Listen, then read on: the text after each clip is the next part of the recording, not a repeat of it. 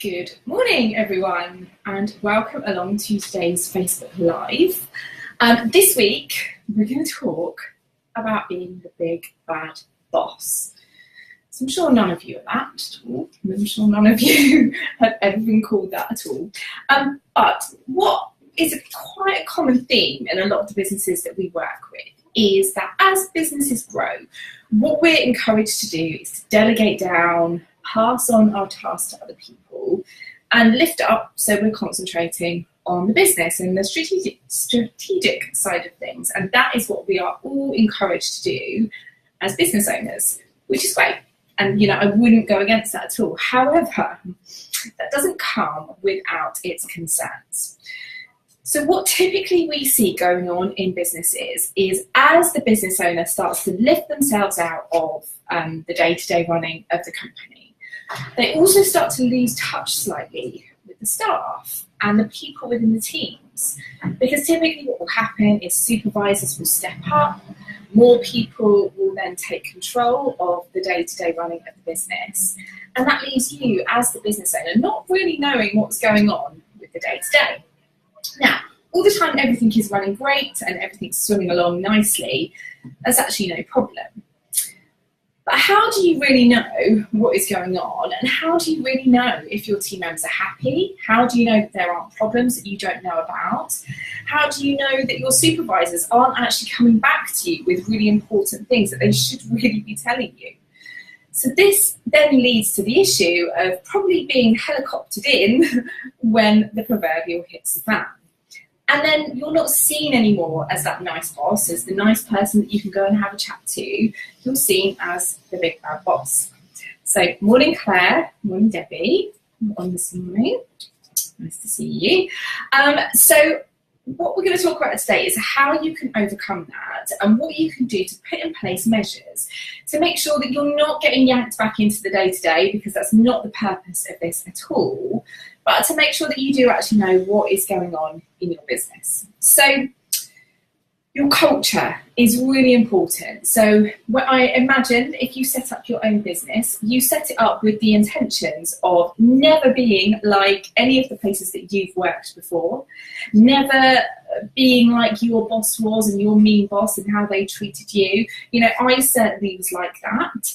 But I know that the day-to-day pressures of running a business can sometimes get in and take over from that. And sometimes you do become the grumpy git or the person that's not very happy with things, typically because now, the buck stops with you.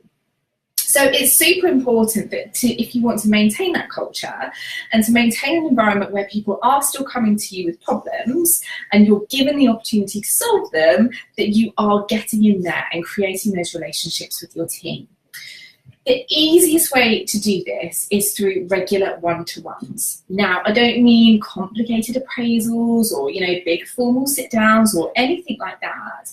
I mean just regular one-to-ones where you sit down with your team, have a chat to them, you maybe go grab a coffee, and you just be a normal person with them so that they can see you not being this big scary employer that is responsible for paying their wages, but actually someone that they can go and talk to about their problems.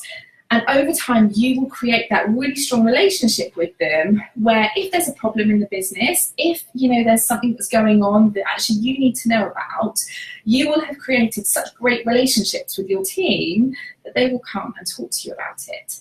They also won't panic every time that you walk in the room like you're this big ogre that's going to come in and tell them off, because they know that you're actually interested in their day-to-day well-being, in their, in what they're doing, and making sure that they're happy in the business as well. So that's really key. So having regular one-to-ones is so important. If you go onto our website, and there's a link below, for a limited time only, we are offering you a free one-to-one template. So you can go on the website, download it, use it in your one-to-ones, give it to your managers, allow them to use it in their one-to-ones as well. And it's a brilliant free resource for a limited time. We are going to start charging for it. But for now, it's completely free, so go on, download it, and use it in your meetings. The other thing that you might want to consider as well is some mentoring with your team members. Now, again, this doesn't have to be a big, fancy, complicated, formal scheme. It can be on a more casual basis. But it's really important that you are, again, creating those relationships with your team members.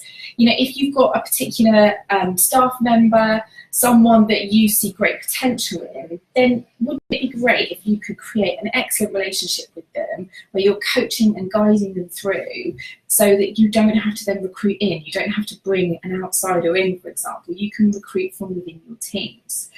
So by creating these relationships with people, and it is harder as your business gets much bigger, it is a lot harder to do that. But if you just take the time on a regular basis, maybe once a month, or not even that frequently if you don't have the time, to just grab a coffee with someone, sit down with them, ask them how everything's going, I guarantee you that you will improve relationships within your business. You won't be the last person to know when the hits the fan, and your team members will be more likely to come to you when there is a problem rather than bury their heads in the sand. Also, as a business owner, you're going to have a much clearer picture on what is going on in the day-to-day in your business, rather than assuming everything's okay when actually it's really not. So that is our live for this week. As usual, we'll be back next Friday with another topic. So have a fabulous weekend. If you've got any questions or want to get in touch about anything that we've talked about today, then our details are in the link below. So yeah, have a great weekend. Hope you enjoy the heat, and I will speak to you soon. Take care. Bye bye.